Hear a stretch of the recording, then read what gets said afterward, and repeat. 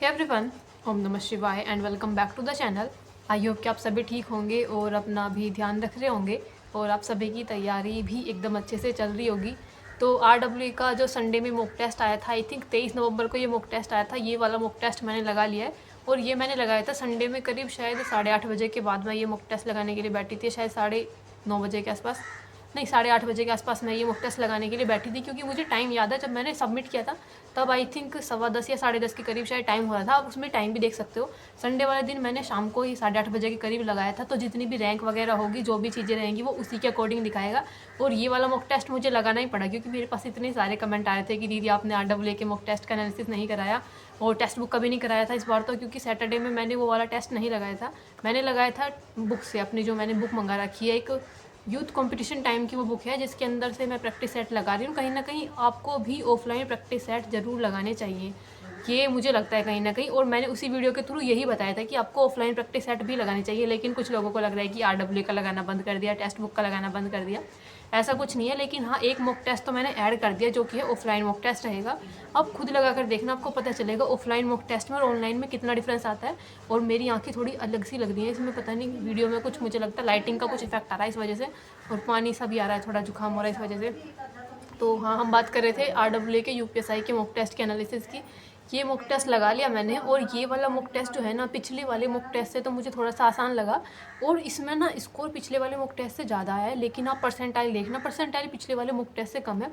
तो कभी कभी तो ये चीज़ें समझ नहीं आती कि परसेंटाइल में इतना ज़्यादा ऊपर नीचे कैसे हो जाता है। मतलब जब पहले मॉक टेस्ट डिफिकल्ट आया था और मेरे 295 शायद 97 नंबर थे लास्ट वाले मॉक टेस्ट में UPSI के में, लेकिन उसमें मैंने OMR फिल नहीं की थी, और उसमें जो मेरा मतलब परसेंटाइल थी उसमें शायद 96 के करीब परसेंटाइल थी।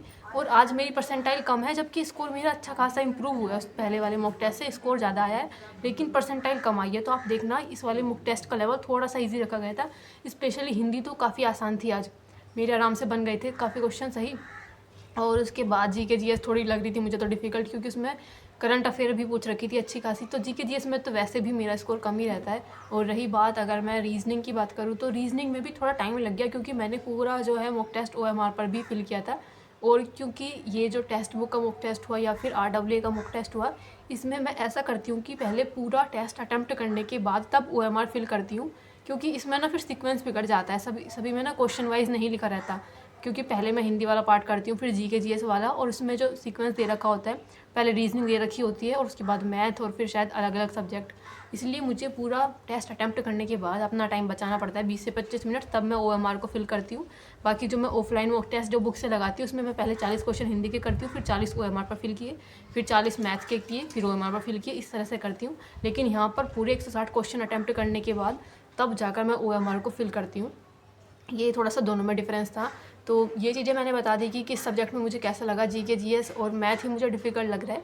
मैथ देखो डिफ़िकल्ट तो शायद नहीं आ रहा, लेकिन टाइम ज़्यादा लग जा रहा है। मुझे ऐसा लगता है कि शायद कहीं ना कहीं टाइम ज़्यादा लग जा रहा है। कुछ क्वेश्चन थे जो थोड़े डिफ़िकल्ट हो सकते हैं, बाकी तो नॉर्मल से ही क्वेश्चन थे। पहला क्वेश्चन भी काफ़ी आसान सा था और बाकी सारे क्वेश्चन वैसे नॉर्मल से थे। लेकिन आज मुझे लगता है रीजनिंग में तो उन्होंने ज़्यादा वैसे क्वेश्चन नहीं दे रखे थे जैसे टेक्स्ट बुक वाले दे देते हैं, कि जैसे GK GS से रिलेटेड ज़्यादा क्वेश्चन नहीं थे।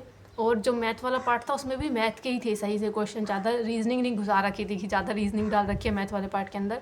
हिंदी तो आसान ही थी, और बाकी GK GS तो मुझे लग रही थी नॉर्मल। बाकी जब मैंने अंकित भाटी सर का एनालिसिस वीडियो देखा, तो उन्होंने भी बोला था कि मतलब GK GS जो थी आज, या संविधान मूल विधि, जो भी आप बोलना चाहो, कि ये वाला भाग जो था थोड़ा मॉडरेट ही था। ये मतलब ज़्यादा आसान नहीं था।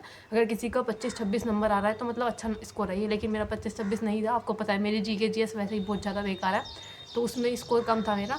हिंदी में सबसे सही था, और रीजनिंग मैथ में नॉर्मल था स्कोर, और GK GS में तो कम ही रहता है। मुझे लगता है शायद 26-27 के जिसका भी नंबर आए होंगे इस वाले मॉक टेस्ट में, 26-27-28 अगर इतने नंबर GK GS में आए हैं, तो मतलब आपकी GK GS बहुत ही बढ़िया सही चल रही है, मतलब एकदम। तो चलो अभी देखते हैं कि किस स्टेज में क्या क्या स्कोर रहा। मैं आप सभी को स्कोर बता देती हूँ। OMR की पिक्चर जो मैं साइड में लगा दूँगी इधर लास्ट में। मुझे लगता है भाई, जैसे मेरे पास कुछ कमेंट आते थे कि दीदी आप OMR पर जब मॉक टेस्ट लगा रहे हो तो आपको पता होगा कि कितना टाइम लगता है OMR को फिल करने में। तो मुझे लगता है कि शायद अप्रोक्स 20 से 25 मिनट तो लगते ही हैं OMR को फिल करने के लिए। तो इतना टाइम लास्ट के लिए आपको बचाना पड़ता है। पूरा मॉक टेस्ट अटैम्प्ट करने के बाद एटलीस्ट आपको 20 से 25 मिनट अगर आप बचा रहे हो, तो मतलब बिल्कुल सही चल रही है चीज़ें।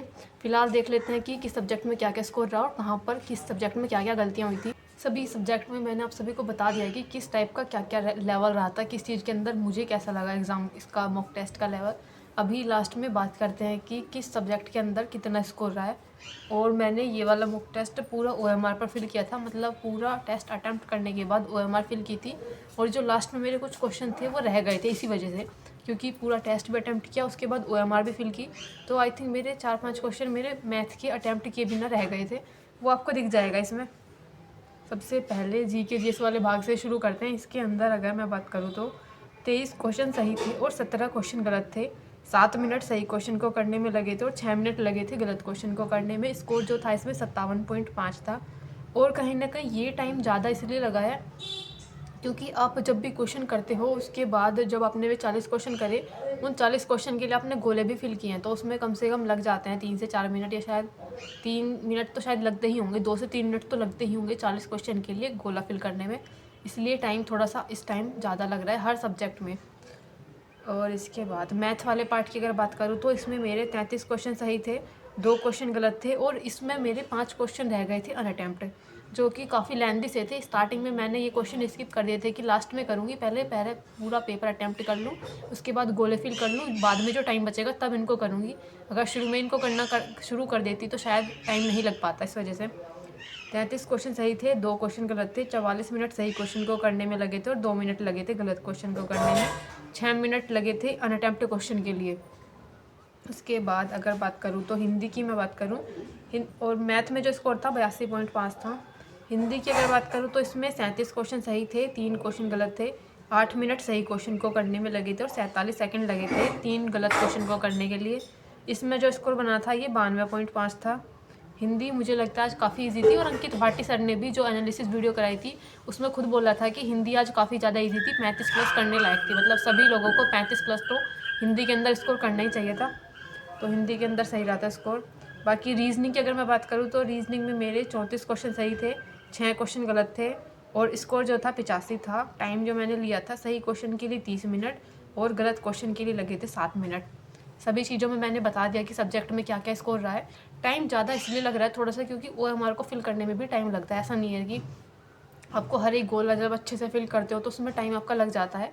40 क्वेश्चन के लिए मुझे लगता है कि हाँ 2 से 3 मिनट लग जाती हैं, किसी में ज़्यादा भी टाइम लग जाता है, क्योंकि जैसे मैथ वाला पार्ट हो गया उसमें देखना भी पड़ता है कि आपने कौन से क्वेश्चन कर रखे हैं, कौन से क्वेश्चन नहीं किए। कुछ सब्जेक्ट तो ऐसे थे जिसमें पूरे 40 क्वेश्चन आपने स्टार्टिंग से ही कर लिए, लेकिन कुछ ऐसे थे जिसमें स्किप भी कर रखे थे, तो वो ध्यान से भरनी पड़ रही थी OMR। अभी चलो बात करते हैं ओवरऑल कितना स्कोर रहा था। इसमें मेरा जो स्कोर रहा था 23 नवंबर 2025 का RWE का UPSI के मॉक टेस्ट का स्कोर, इसमें था 317.5 400 में से, और रैंक जो थी 2551 थी 24,344 में से। इतने सारे लोगों ने उस टाइम तक लगा लिया था। संडे में मैंने 8:30 बजे के करीब ये मॉक टेस्ट लगाया था। वो ऊपर टाइम देखना 10:30 बजे का ये टाइम है जब मैंने पूरा कंप्लीट कर लिया था। उसके बाद सबमिट करने के बाद मैंने स्क्रीनशॉट लिया था इसका। 89 परसेंटाइल है, 127 क्वेश्चन सही हैं और 28 क्वेश्चन गलत हैं, 5 क्वेश्चन अनअटेम्प्ट हैं, और ये मैथ के क्वेश्चन थे जो मेरे अनअटेम्प्ट थे। 81% एक्यूरेसी थी। इसमें आप सभी देखना लास्ट वाला जो मॉक टेस्ट है उसमें 297.5 नंबर थे और परसेंटाइल जो थी 93 शायद 96 थी, एग्जैक्ट याद नहीं है, लेकिन हाँ इतना था कि 90 प्लस थी शायद।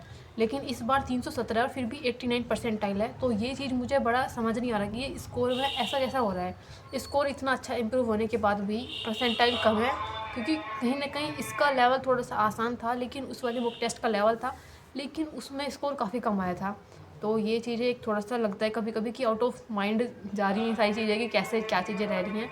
बाकी जो अंकित भाटी सर ने एनालिसिस कराया था उसमें भी मेरा स्कोर अच्छा नहीं था, उसमें भी शायद मैं टॉप 10,000 पता नहीं कौन से वाले बच्चों में थी मैं, जिसमें सर ने काउंट कर रखा था। 10,000 तो शायद लेते भी नहीं है, 5,000 या शायद 3,000 में थी, मतलब जो मेरा स्कोर था उसके उतने के अंदर आ रहा था। तो स्कोर मैंने आप सभी को बता दिया। इसी तरह अपने मॉक टेस्ट लगाते रहो, कोशिश करो जितने भी आप मॉक टेस्ट लगाओ एटलीस्ट OMR पर कोशिश करो कि कुछ तो चीज़ें करो, क्योंकि जब आप RWE का स्पेशली अगर आप मॉक टेस्ट लगाते हो और OMR पर फिल नहीं करते तो ऐसा लगता है कि इतना टाइम कम से कम 20-25 मिनट तो हमें OMR में लगती ही है। तो स्कोर जब भी चीज़ें बता दी, अपना स्कोर आप सभी बता देना कि क्या स्कोर रहा, सब्जेक्ट वाइज कितने सब्जेक्ट में क्या क्या स्कोर रहा, और GK GS का ज़रूर बता देना, क्योंकि GK GS मुझे ऐसा लग रहा है कि शायद स्कोर ज़्यादा ही डाउन जा रहा है, कहीं ना कहीं इतना ज़्यादा नहीं रहना चाहिए। 25 के करीब तो रहना ही चाहिए हर सब्जेक्ट में, चाहे वो कितना भी डिफ़िकल्ट GK GS हो, कम से कम 25 तो रहना ही चाहिए। तो अपना स्कोर बता देना। बाकी मिलते हैं नेक्स्ट वीडियो में, तब तक के लिए bye bye, take care and Radhe Radhe.